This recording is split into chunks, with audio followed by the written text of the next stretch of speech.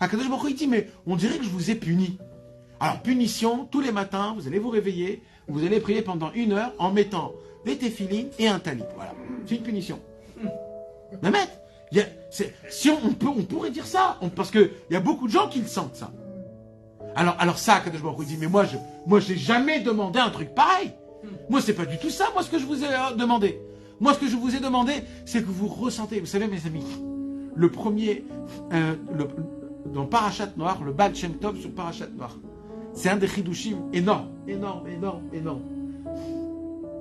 Le Baal Shem Tov, il explique, pas une fois, mais au moins 5 ou 6 fois, un après l'autre, dans le Parashat Noach, il explique que l'essentiel de toute la Avodat Hashem, le plus haut et la fin, le tachlit de toute la Avodat Hashem, c'est d'arriver à servir Hashem en prenant le plus grand plaisir au monde. Que tout ton Avodat Hashem, ça devient le plus grand plaisir au monde. Il y a des gens qui croient que si tu as du plaisir, c'est pas les Shem Shamaim. Le Baal Shem Tov, sa chita à lui, c'est complètement à l'envers. Sa chita à lui, au Baal Shem Tov, c'est, il faut que tu saches une chose, si tu atteins, en servant Hashem, le plaisir, un plaisir, sache que tu as atteint le niveau le plus élevé. Parce que ce que Dieu il veut, c'est qu'on le sert avec plaisir, avec amour et avec joie.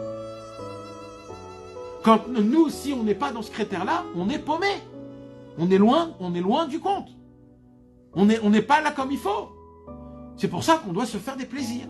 On doit s'acheter un sidour et beau, ou alors des pochettes de téphilines, de toujours se renouveler quelque chose, de toujours pour le kiff, pour l'envie, pour l'enthousiasme, que ça reste toujours quelque chose de beau, de bien, que j'investis, comme une voiture. Le monsieur vient et dit, écoute, moi quand j'ai la voiture, je veux la totale avec. Hein. Tu mets toutes les options, etc. Macara, c'est une voiture. Elle va se salir, tu vas... Non, moi je veux... Et tu vas, tu la laves, tu fais très attention qu'il n'y a pas de truc, et tu rajoutes un jour un truc là, et un jour un truc là, et les trucs, etc. Tout ça pourquoi? Parce que tu aimes ta voiture. Et ben c'est ça la Avodat Hashem.